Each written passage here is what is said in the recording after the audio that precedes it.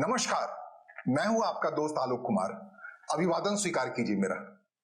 पूर्व आईपीएस अधिकारी हुमायूं कबीर ने पश्चिम बंगाल के चुनाव के एजेंडे को फिक्स कर दिया है। चुनाव मार्च और अप्रैल में होना है। अगले 3 से 4 या 5 महीने में होना है चुनाव। अब चुनाव किस एजेंडे के अंदर होगा, ये बातें तय हो गई हैं। 6 दिसंबर को मुर्शिदाबाद के बेलडांगा में हाईवे के पास मस्जिद के लिए शिलान्यास कर दिया गया है और उस मस्जिद का नाम दिया गया है बाबरी मस्जिद। हुमायूं कबीर पूर्व आईपीएस अधिकारी हैं, पुलिस में रहे हैं। उनको पता है कि किसी किए का क्या नतीजा होता है, लोगों को ध्रुवीकरण कैसे किया जा सकता है, भीड़ को कैसे हैंडल किया जाता है, भीड़ को कैसे बुलाया जाता है। इसलिए उन्होंने जिद ठान ली कि बाबरी मस्जिद ही बनानी है जी। बाबरी मस्जिद कहाँ बनानी है? अयोध्या में नहीं बनानी है। अयोध्या में तो 1992 में वो ध्वस्त हो गया, सुप्रीम कोर्ट ने उसे फैसला दे दिया, वहां राम मंदिर बन गया। विवादास्पद जो बाबरी मस्जिद का मामला था, बाबरी ढांचे का मामला था, उसे ले जाकर के वो उस मुर्शिदाबाद में बनाना चाह रहे हैं, जहां की आबादी 60 से ज्यादा प्रतिशत मुसलमानों की हो गई है। मैं 30% वहां हिंदू की आबादी रह गई है, ऐसा कह रहे हैं। सकंदा के साथ पूरे इलाके में मुस्लिम कॉरिडोर बनता जा रहा है। मुसलमानों की इतनी आबादी हो गई है मुर्शिदाबाद, उसके आसपास के लगने वाले जिलों में, कि लोग कह रहे हैं कि हिंदू अल्पसंख्यक हो गए हैं। बांग्लादेश का माहौल आ गया है। कहते हैं कि मुर्शिदाबाद को जब आजादी के समय में भारत के हिस्से में डाला गया था तो वही एक अनर्थ था। मुर्शिदाबाद तब भी सिराजुद्दौला का जगह रहा है, तभी मुस्लिम बहुल जिला था, उसे भारत में डाल दिया गया। और चटगांव जैसे जिले जो हिंदू बहुल थे, उसे बांग्लादेश में छोड़ दिया गया। तब क्या बांग्लादेश की बात कर रहा हूं जब ये पूर्वी पाकिस्तान कहलाता था। तो कहते हैं कि मुर्शिदाबाद या ऐसे बहुत सारे इलाके हैं जो बंगाल में छोड़ दिए गए, भारतीय हिस्से पश्चिम बंगाल में छोड़ दिए गए। और उसका नतीजा है ये कि वहां पर 60%, 67%, 66% मुस्लिम आबादी हो गई है और हिंदू अल्पसंख्यक हैं। ये अलग बात है कि मुसलमान जो बंगाली समाज है, वहां बंगाली अस्मिता को ज्यादा प्रधानता दिया जाता है, हिंदू मुसलमान को कम। ये अलग बात, ये पुरानी बात हो गई।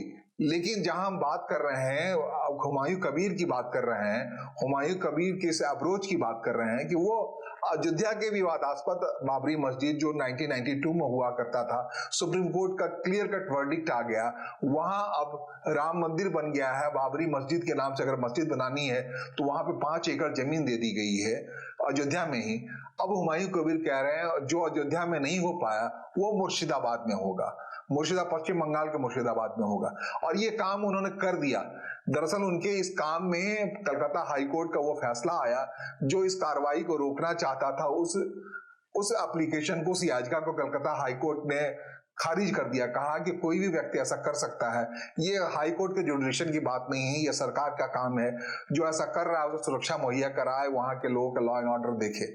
तो इस पूरे मामले में हुमायूं कबीर को ये आराम हो गया 5 दिसंबर को उस फैसले से कोलकाता हाईकोर्ट के, जिसमें सब्यसाची जी का याचिका कोलकाता हाईकोर्ट ने ठुकरा दिया था। और ये बात साफ हो गई थी, बड़ा आराम से वो शिलान्यास कर लेंगे, और ऐसा कर भी लिया उन्होंने। 6 दिसंबर को 12 बजे दोपहर में मुर्शिदाबाद के बेलडांगा में ये बाबरी मस्जिद का शिलान्यास हो गया। अब कह रहे हैं 3 साल में धीरे धीरे करके वो उसे पूरा करेंगे, उसे बनाएंगे, उसी रेप्लिका में बनाएंगे जैसा बाबरी मस्जिद था अयोध्या में। और जिस हिसाब से उनको समर्थन मिला, जिस हिसाब से लोग वहां चले आए, ईंट सिर पे लेके चले आए, बड़ी तादाद में लोग चले आए, लाखों लोग चले आए। कह रहे हैं कि इतने लोग चले आए कि दूर से वहां तक जाने से पहले तकरीबन 400 मीटर के दूर से रिमोट कंट्रोल से शिलान्यास का काम हो पाया। वहां तक पहुंचना गैर मुमकिन था, नामुमकिन था, इतनी भीड़ चली आई। और पूरा फिजा ऐसा हो गया है कि पश्चिम बंगाल में इस फिजा के तहत अब चुनाव होना है। और हुमायूं कबीर जो कभी भारतीय जनता पार्टी में आ गए थे, उससे पहले वो कांग्रेस पार्टी में हुआ करते थे, वो पूरे पॉलिटिकल एजेंडा में चल रहे हैं, उस पुलिसिया मानसिकता से चल रहे हैं। उनको पता है कि बांटो और राज करो, कैसे बांटो और राज करो, उसके हिसाब से वो चल रहे हैं। और पूरे वातावरण में, उस फिजा में जहां 66% मुस्लिम आबादी है, 60% मुस्लिम आबादी है, जिन इलाकों में, उन इलाकों में लोग डरे सहमे हैं और देख रहे हैं क्या कुछ हो रहा है, चुपचाप से देख रहे हैं। और इसका नतीजा क्या होना है, अब ये अगला नतीजा, इसका जो कैश काम तो कर लिया आपने, जो काम किया उसका इनकैश कैसे कराएंगे, उसे वोट में रूपांतरित कैसे करेंगे। इसके लिए टीएमसी से 4 दिसंबर को निलंबित हुए हैं हुमायूं कबीर। जब ममता बनर्जी की सरकार लोग आप नहीं रोकेंगे ये अपने सिर के ऊपर ये इल्जाम लेने के बजाय, जहां कि आपको बता रहा हूं कि पूरे पश्चिम बंगाल की अगर बात करें तो वहां 30% मुस्लिम आबादी है, 70% गैर मुस्लिम आबादी है। हुमायूं कबीर की इस एक्ट से अगर ममता बनर्जी कि पार्टी में होते, वो टीएमसी में होते, ऑल इंडिया तृणमूल कांग्रेस में अगर होते हुमायूं कबीर विधायक, तो नुकसान होना था। 70% का आबादी जो है उसके अंदर जो सिंपैथी वोट है ममता बनर्जी के प्रति, या पिछली बार ममता बनर्जी जिसके सहारे बच गई थी, भारतीय जनता पार्टी बार बार कह रही थी मुस्लिम अपीजमेंट में ममता बनर्जी लगी पड़ी है, और उस ध्रुवीकरण के खेल में भारतीय जनता पार्टी ने शानदार प्रदर्शन करते हुए विपक्ष की कुर्सी हासिल कर ली पश्चिम बंगाल के विधानसभा। 2021 की बात मैं कह रहा हूँ, 77 विधायक जीत के चले आए थे भारतीय जनता पार्टी के, और ये अद्भुत हुआ था। और ममता बनर्जी सरकार में तो आ गई थी, लेकिन लगभग भारतीय जनता पार्टी ने घेर लिया था उस बार। इस बार भी यही माहौल हो रहा है। ये काम कर रहे हैं अपने हिसाब से हुमायूं कबीर साहब। अब वो कह रहे हैं कि 135 सीटें जो हैं पश्चिम बंगाल विधानसभा की, 294 सीट वाली विधानसभा है पूरी, उसमें 135 सीट ऐसी है जहां मुस्लिम वोट डिसाइडिंग फैक्टर है। उसमें से 60 से 70 सीटें ऐसी हैं जिसमें सिर्फ मुस्लिम है। 135 सीटों पर हुमायूं कबीर अब नई पॉलिटिकल पार्टी बनाने की बात कर रहे हैं। जो उनके पीछे जन समर्थन आया है, लोग जुटे हैं उनके इस मस्जिद निर्माण के कार्य में, उनके शिलान्यास में, उनको इनकैश करते हुए वो चाह रहे हैं नई पॉलिटिकल पार्टी बनाए। उसके लिए तारीख भी उन्होंने मुकर्रर की है, 22 दिसंबर को पश्चिम बंगाल में एक नई मुस्लिम पार्टी का जन्म होने वाला है। वो ऐसा नहीं होगा, एआईएमआई जैसा नहीं होगा जो कि पूरे देशव्यापी बात करेगा। वो पश्चिम बंगाल में रह करके एक पॉलिटिकल पार्टी होगी जो मुस्लिम अपीजमेंट की पार्टी होगी, जो पश्चिम बंगाल के 30% मुस्लिम आबादी है उसके लिए होगी, जिसके लिए आपस में मारकाट किया करते हैं। तृणमूल कांग्रेस हो, कांग्रेस पार्टी हो, आईएनसी हो, इंडियन नेशनल कांग्रेस हो, एआई टीएमसी हो, या फिर लेफ्ट पार्टियां हो, सीपीएम हो, उनके बीच में ये 30% मुस्लिम आबादी उसके वोट के हक के लिए लड़ाई होती है, रस्साकसी होती है। अब वो मुस्लिम आबादी 30% मुस्लिम आबादी को लेकर के हुमायूं कबीर कह रहे हैं कि अब मैं सारा मामला ही खत्म करने वाला हूँ, मैं अकेला खड़ा रहूंगा, मुस्लिम पार्टी बनाऊंगा, 22 तारीख उसका नामकरण करूंगा। वो नया नामकरण क्या होता है, और इस नामकरण के सहारे मजबूत उम्मीदवार उतारूंगा 135 सीटों पर मुस्लिम उम्मीदवार, जैसा असदुद्दीन ओवैसी उतारते रहे हैं सीमांचल के इलाके, पड़ोस के बिहार के इलाके में। वो हैदराबाद से चला आया था वहां राजनीति करने के लिए, और पश्चिम बंगाल में वो पिछली इसलिए फिट नहीं बैठ रहे थे 2021 में क्योंकि उनको बांग्ला नहीं आती, उस दिन वो बांग्ला नहीं बोल पाते। पश्चिम बंगाल में राजनीति करने के लिए सबसे ज्यादा अनिवार्य चीज है, जैसा कि मैंने शुरू में कहा, कि पश्चिम बंगाल में बंगाली अस्मिता का बड़ा मसला है। वो हिंदू मुस्लिम जो कोई भी हो, आपको अगर बांग्ला बोलना आता है तब आप वहां पच सकते हैं। भारतीय जनता पार्टी को बड़ी मुश्किल यही आती है कि वो दक्षिण के राज्यों से ले जाते हैं अपने व्यक्ति को। पिछली बार कैलाश विजयवर्गीय थे, हिंदी बोलने की वजह से फंस गए। वह बंगाली कोई भी कहीं भी हो, दो बंगाली हमेशा बांग्ला भाषा में बात करेगा, वो हिंदू मुस्लिम छोटे अगड़ी झगड़े कोई जातिवाद विभेद के बिना। तो वहां बंगाली अस्मिता या भाषाई अस्मिता इतनी दृढ़ता के साथ है कि वहां असदुद्दीन ओवैसी का काम नहीं चल पाया। तो अब वहां मुस्लिम पार्टी खड़ी हो रही है जिसका नेतृत्व कर रहे हैं हुमायूं कबीर, जो ठीक से हिंदी नहीं बोल पाते। उनकी खासियत ये भी है, बांग्ला कनेक्ट की बात है। पूर्व आईपीएस अधिकारी हैं, जैसा कि हमने कहा, कांग्रेस से चले आए, टीएमसी आए, टीएमसी बीजेपी आए, बीजेपी का फिर टीएमसी चलेगा, और विधायक थे जिसका निलंबन हुआ अभी 4 दिसंबर को।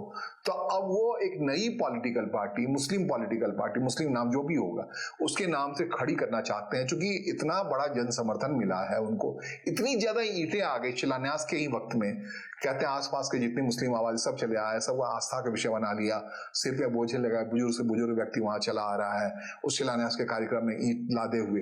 तो ये सारा जो हवा बना है, इससे जो पैसा आएगा, इस पैसे के जरिए बाबरी मस्जिद का कितना निर्माण होगा, नहीं निर्माण होगा, वैसे ही अब दावा कर रहे हैं कि अगले 3 साल वो खड़ा कर देंगे।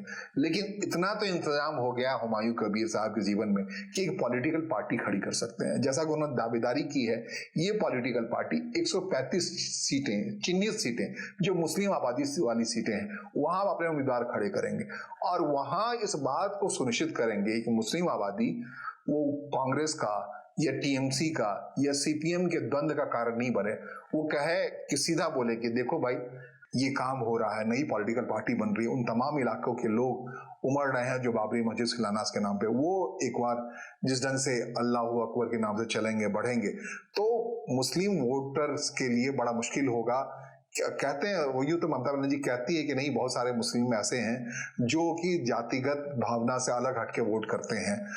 ये हुमायूं कबीर की जो पॉलिटिकल पार्टी है, मुस्लिम पॉलिटिकल पार्टी, नाम अभी आना बाकी है। वो जो भी हो, एक बात तो तय है कि अब मुस्लिम वोट का बंदरबाट उस हिसाब से नहीं होगा।